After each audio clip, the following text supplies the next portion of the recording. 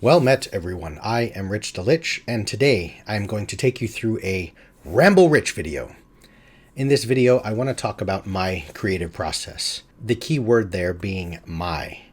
Creativity is a very sort of a fickle thing. It is a very personal, often unique thing that, while there are some steps and some principles, which I will show you here, each person is encouraged to go out and find and build their own experiences on what sort of things make you creative, what sort of things occur to you that make you not creative. How do you get back to creativity? So on and so forth. But based on this first bullet point here, which I'll pull up on screen, the intention and the goal here is to talk through some steps, some principles, because those principles create steps which you can move through when things start to stagnate.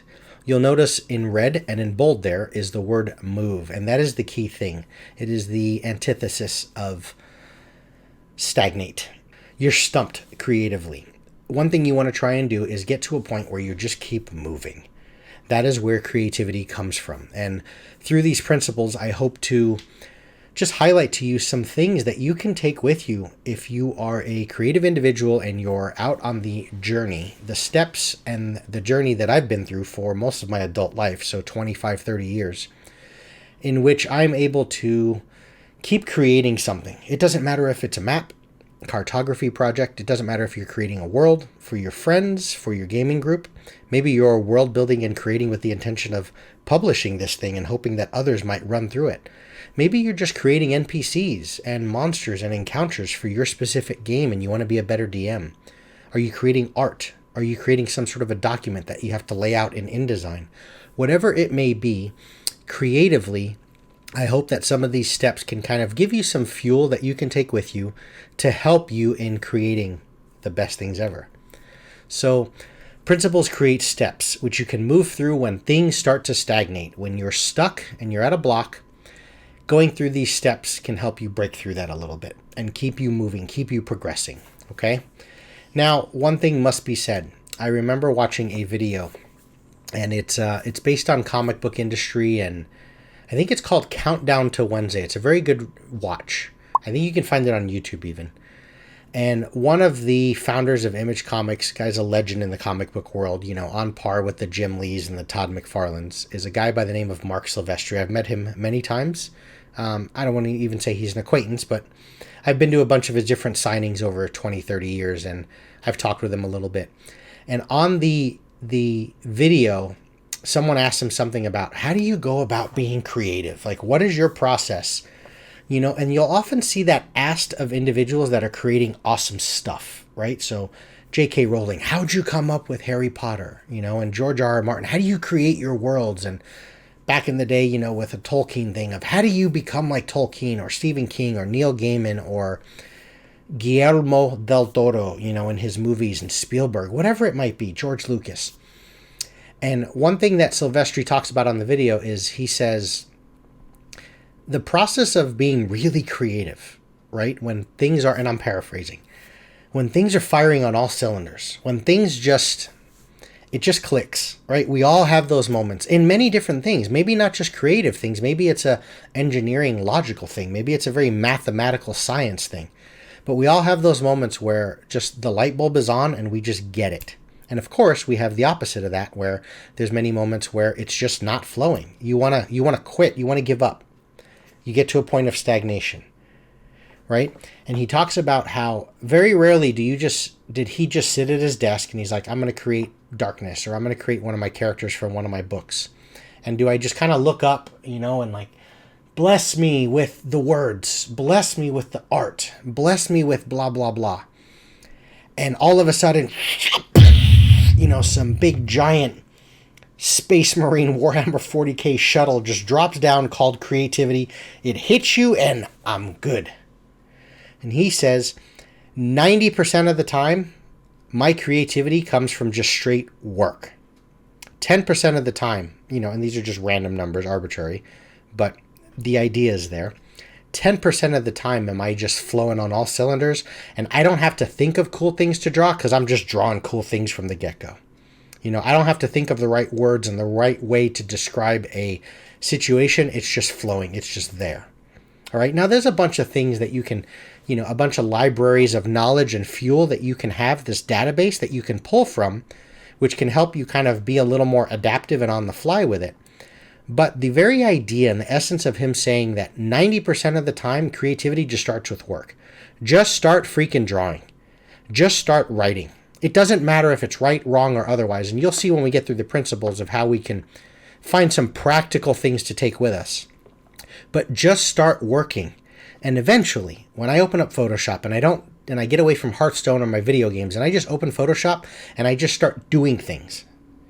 Even if it's not what I initially think is going to be the right creative flow, when I just start doing, an hour in, 2 hours in, things start moving. I'm in that mindset, and all of a sudden, the light bulb moments where, you know, oftentimes what happens is people don't see the behind the scenes of the best artists. They just see the final product. They didn't see the amount of just straight work that went into that, right? And that permeates and goes into everything in life, right? So I want to show you some principles that can kind of keep you moving. And I want to, help you realize that just start getting things done, and eventually the beauty is going to start to come out, right? So let's take a look at the first one. Number one, get away from minutia, okay? If I was going to start creating here, okay, and I'm going to start drawing something, and one way to get away from minutia is use big bold, okay? Use big ass brushes, okay?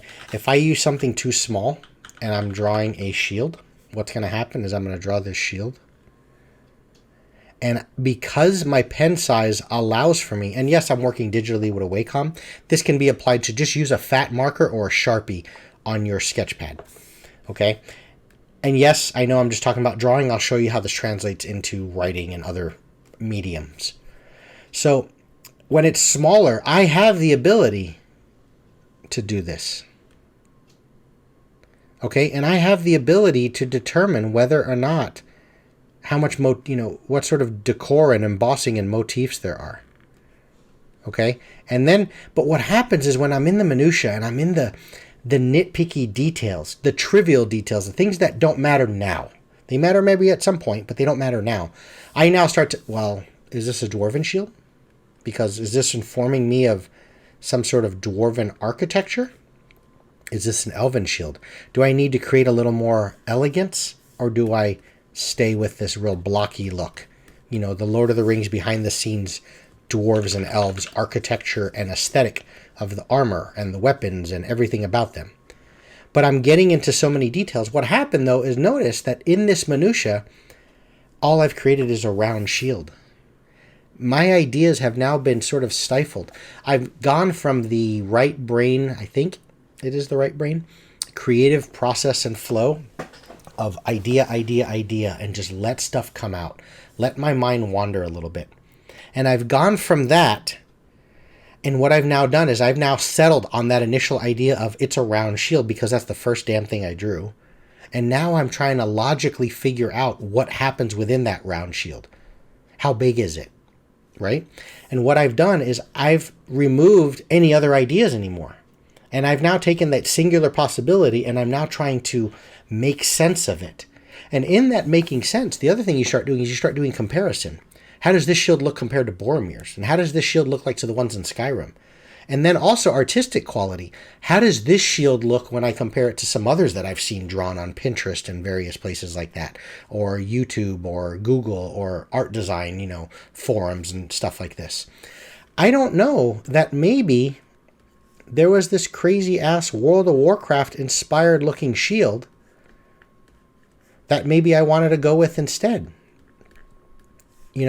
But because I'm here in this space, that's the only thing I'm thinking of now. And look at all those little details I made, but it's within that. Maybe this was the better idea. Maybe this was the better idea. Maybe this. You see where I'm going with that? Okay. If I was to take all of this off, okay, do a big fat eraser and do it into the sense of writing, Give yourself some bullet points. 1, 2, and 3. If I'm talking about a shield and I want to create a magic shield, instead of trying to get into too many angles, right? Instead of making the brush too small, using too thin of a pencil where I can write a bunch of little sentences, okay? Instead, bullet point it. I want it to be +3. It's cursed. And what does it do? That's it. Because what that's going to do is, and you'll see what some of the other points that we get to, this is going to help me get to some sort of final state. I have a shield of whatever design and shape I want, and then how powerful is it? What can I do with it? Does it reflect fireballs? Does it shoot fireballs? And is the damn thing cursed? That's all I need. If I didn't create those bullet points when you're writing, if you don't have 5 bullet points, I don't know that I need to figure out 5 things. Okay, the same can be said for just a pure piece of writing, which is kind of a little bit there. I'm just going to draw a box. And within this box, using, the type tool and whatnot, I'm now going to write. So I'm creating a module, and I want to create an introduction to the haunted castle. Boom, boom, boom, boom. There's just a bunch of things that are happening within here. Maybe a little picture. But create the box. I'm not saying it's narrow-mindedness and confining you to a box, but create the box first. Because by creating the box, it gives me something I can work within, and I don't need to think outside the box. I don't need to think of all the minutiae and bullshit that's on the outside yet. I'm not there, okay? Whereas if I just have overwhelming blank page, right? That's the enemy of the writer, correct? Is that, oh my God, I want to write like Neil Gaiman and Stephen King and Patrick Rothfuss and George R.R. Martin and, Joe Abercrombie and whatever it may be. And I want to write this, but I have this. And I've got to write like this much stuff. And then my next line has to be this much.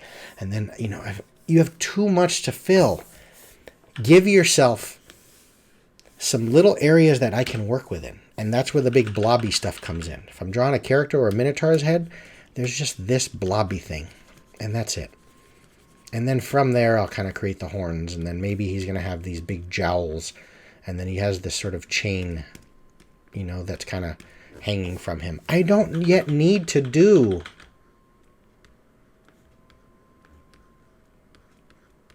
this. Why? Because now I'm noodling the chain. I don't know if I even want the damn chain, so why put the creative effort there, right? So just keep yourself working and get away from the minutia. All right? Step 2, find inspiration. That's a pretty self-explanatory one. Everyone's going to have their own way, whether it's a movie you watched.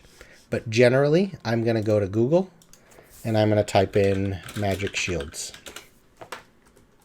I'm not going to get into the minutia of it too much. I'm not going to click and, well, what part of Skyrim was that from? And, ooh, that is from what game? And then, well, there's the, what is the Ouroboros or whatever, the serpent eating its own tail. And here's rounded. No, I just want to use this initial inspiration to kind of start informing me. All right, I like that. There's a lot going on even within the circular shields that add a lot to it. This adds something to it, but it creates some shape on the outside. Okay, cool. The other place you can go is Pinterest. Now notice I'm looking at places that are artistically based, but you can use these inspirations even in writing. I'm creating a world. I'm writing a world. There's no art here. I'm not drawing a single thing. I'm not making a map. I'm just creating an area that my PCs walk into that's related to the Fae. So go to Pinterest, go to Google, and type in Feywild. White, a white stag. Right? In cultures and various societies, that has meant something in history, real life. Look it up in Google. The white stag, kind of this misty look. Mushroom or something like that. Floating tree. See what I mean? Yes, these are obvious things artistically that I can run with, but they will help you in your writing, in your explanation, in your description of a place as well. So go to Pinterest, use art, right? Visuals, even if you're, like I said, if you're writing, pictures are worth 1,000 words. So they can help you formulate 1,000 words just based on the picture you see. And obviously, if you're creating art and you're looking for inspiration of how to draw a new tank for your fantasy or your sci-fi game, go someplace like ArtStation where you're actually looking at actual high-level concept art. Right? Because now I can be like, well, I didn't think of that tank, and I didn't think of that tank, and so on and so forth. So that is how you can find inspiration. Those are 3 good places: Google Images, Pinterest, and ArtStation, which has like basically a list of all the best artists. Anyone that's drawn anything from Marvel to DC to Star Wars, League of Legends, top video games, Blizzard stuff, all those artists are on there. They'll usually put up. Now, if you're just doing this for yourself, you're not publishing this stuff, so you're not going to have to worry about copyright things. Be careful if you're trying to take that art and put it into some layout design and put it in there. Get permission, of course, right? It's obvious when you're stealing Blizzard's Illidan artwork. But that is 3 good places where you can find inspiration. Okay, next. Create, don't iterate. All right? I don't have to draw anything on this one or, get into my Wacom tablet here. I can just talk you through it. The iterative process is sort of just constantly repetition, right? Just noodling and detailing. And it goes back a little bit into the get away from the minutia. When I'm creating a culture, a civilization on the western part of my world continent, my D&D space, and the elves, don't keep iterating from those guys. Well, they're elves. Well, are they like traditional Tolkien elves? Are they very otherworldly and ethereal? Are they almost more of like, something that might fit within Dark Sun? And are they more grungy and more post-apocalyptic, very feral elves? Kill on sight, we hate you. We hate anyone, very racist, right? Are they those type of elves? What? No, just don't keep iterating the same thing. Create the elves and then just keep creating. Create the orcs. Create the hobgoblins. Okay, don't iterate, because what happens is when you keep iterating the orcs, you're going to start creating what types of orcs. And are they very hobgoblin-esque in that they've got a good hierarchy and militaristic structure and society and their places look like that? No, just create the orcs, create the hobgoblins, create the dragon cultures and the dragon societies and the dragon cults that follow the now fallen dead god that was once a serpent lord dragon thing. Just keep creating. Don't keep rehashing the same thing over and over again. Just keep moving. Movement, there's a reason why it's in red and in bold. Just keep moving. So create, don't iterate. Okay, next. This kind of ties into that. It's never perfect, but it's often good enough. Okay, perfect for who? No matter how damn good your artwork, if we're talking art specifically, looks. There's a guy, look him up. His name is Marco. He's my guy.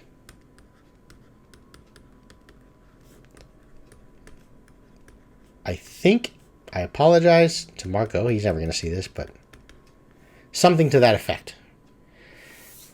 I think he's the best concept artist in the world. There's a guy right now, Kim Jung-gi, a Korean. That's like scary level, almost to the effect of like, you hear about Mozart and Beethoven on the composing and piano. Jung-gi is kind of like that with artwork. But look up those two, right? If you're doing something artistically, no matter what the hell you draw, I promise you're going to find someone that drew something like it better. It's never going to be perfect. Your world is never going to be right. The continent end edge is never going to look right, because you're going to keep looking at things and you're going to be like, man, my map sucks now. Your world, I'm sorry, it's not going to be Tolkien's. Maybe you don't want it to be, but the breadth, the depth, the scope, watch enough of his documentaries or just read enough on him. There is an entire life experience there that he's gone through that maybe you would never have been able to capture that feeling, because you haven't experienced that. You don't even know you're supposed to write that. His ability as a linguist, his studies just professionally, he created a language. Your Sindarin, Kenyan, whatever the Quenya, I think it's called, sorry. You're not going to have that breadth, that depth, okay? So it's never going to be perfect, but it's good enough. And that takes us into the next step. It's good enough that you can now try and get it to playtest and feedback as soon as possible. Get something done that you can put it out there, okay? Put it out there. Let others tell you. Let people shit on it completely. I do this with my videos, and that's what started my channel and is helping me progress. 3-4 months ago, I had 12 subscribers. I'm not high and mighty. I'm no PewDiePie. I don't have 10, 15, 30, 70 million. I have like 62 people. But I just make the video, I do it the best I can, and I put it out there. If I just constantly kept iterating it over and over, I would edit it ad nauseum to just no end. And I would always keep thinking, it's not a perfect video. It's not perfect for who? For what? Is the cinematography right? Are my camera angles right? Is my camera quality good enough? So on and so forth. But I never get it to a point where people are talking about whether they like the video or not. Get it to a playtest stage. There's a guy, his name is Eric Lang. He's a world class, one of the best. I think he's the best board game designer ever. A lot of the stuff on my shelf, Blood Rage, and he's just created so many games. He always talks about just getting something onto like note cards and some, sleeves and paper and write it down on pen and pencil, throw it into a magic card proxy sleeve and just throw it on the table and get your friends playtesting it. Because no matter how damn good your idea is, they'll let you know right away, this is broken. It's not going to work. Get it to a playtest point where you can get some feedback on it as soon as possible. Whatever you're trying to create. If it's for yourself, the playtest point, and you're never going to publish it, the playtest point is get it to your table. Your players will tell you based on smiles and people getting on their phones whether that encounter sucked or not. Move on, okay? You'll notice a lot of these kind of keep weaving back and forth, going back to create, don't iterate, to playtest, feedback, so on. Now, I always talk about don't iterate, don't obsess about it, don't get into the minutia. At some point, give it a once through, a single edit. Whether you pass it off to someone else to read it, get it out of your eyes maybe and let someone else look it over. Let them edit it, or yourself, edit it one time. Why? Because you do want the right use of font. You don't want spelling errors. You do want to go through with a fine-tooth comb once.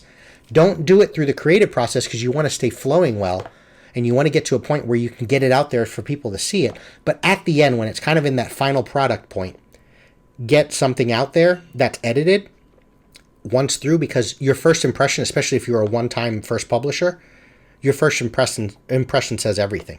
You want people to feel like it's professionally done and it's clean. So don't put out a sloppy product is basically what this is saying. Okay? And then finally, take that whole thing, this whole process I went through, start over, erase the whole damn thing. I'm not kidding. One of the most liberating experiences I had is I was watching a bunch of things and reading on various, even outside of the creative space, just, metaphysical stuff, self-help, how to get better at life in general, how to make more money, whatever. Is they said, take your damn folder, your design folder, and just delete it. Delete it.